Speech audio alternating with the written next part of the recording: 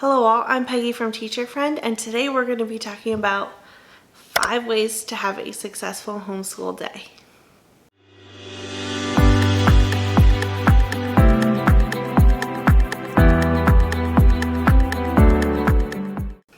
Thank you all so much for being here. This video is an open collaboration with Rooted in Rest and the Wild Duck Way. The playlist for this video will be down below. So make sure you check out the other videos in this playlist and see if you get any other good ideas from any of the other homeschool moms making this video with the same theme. If you're new to my channel, thank you so much for being here. My name is Peggy and I'm a former public school teacher and a current homeschool. The first thing that I think makes a good homeschool day is if the atmosphere is good. In my homeschool, for me personally and for my kids, that means opening up the shades so we can have some sunlight, turning on our Alexa.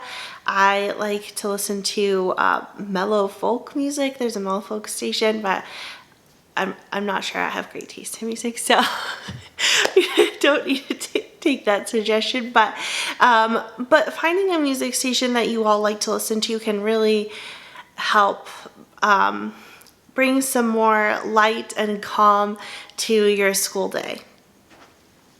Also, for me, an essential component is coffee because I am currently seemingly addicted to coffee. So that makes me happy and it helps me to be energized and ready to go.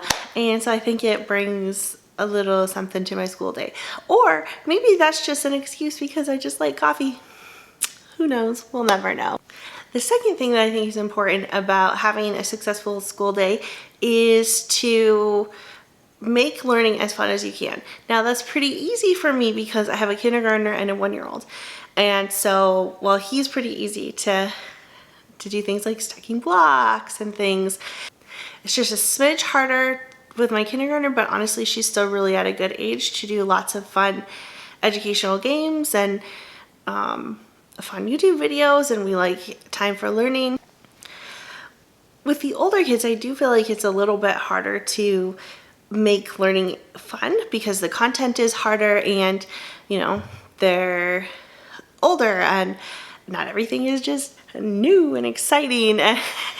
But there's also more content to explore and more things that you can do. Like you can go on more field trips, you can show them different videos, they can read a wider variety of books, etc. So I do think that it can still be fun in the older age, just have to use different creative skills than I currently use.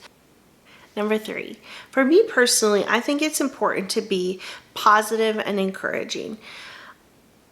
People of all ages, but especially kids, really need a lot of feedback, especially the little ones. You know, the kindergarten, first grade, second grade, the preschoolers, they really need a lot of constant positive feedback. If you watch my Homeschool With Me videos, you'll see me doing some of that, and I can make another video about how I do that in the playlist below.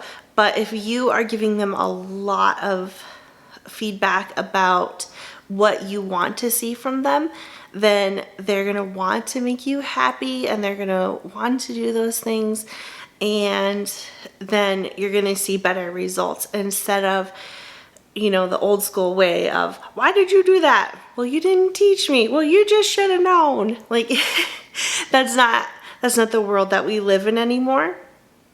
And kids just really like the positivity and they really like the encouragement.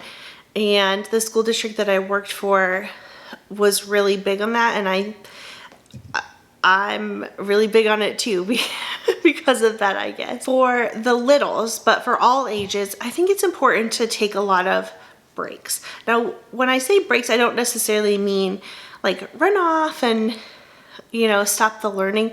What I mean by that is a switch in what you are doing. So, you know, do a little bit of book work and then watch a YouTube video. Do a little bit of book work and then maybe do a hands-on activity, you know, do a little bit of book work and then have a snack, things like that. That's really gonna help your school day because the brain isn't gonna become so overloaded if you are switching things up on them. This is a strategy that I used when I was a teacher, and I really think that it was successful. I really think that the students learned a lot better that way. I definitely incorporate this into my homeschool because I have a very busy kindergartner. Partly because she is young, but also partly that's just who she is. She's just a busy little girl, and so this helps her a lot. 5, and this is the last one for this particular video, but when I was planning this video, I was coming up with all these ideas, but I noticed some of them were more long-term ideas versus just things you can implement throughout your day. So I'm going to be making another video about how to make some long-term changes to your homeschool so that it's a more successful learning environment. The 5th strategy to having a successful homeschool day is to make sure to clean up either before or after, depending on where your homeschool is. If your homeschool is, say, in your kitchen, and so you're using that space more of the time, then clean up beforehand so that you have that outer clean, inner calm. Nobody has anxieties about not being able to find things. No, your brain isn't overwhelmed with all the things going on around you. You could just have brain calm.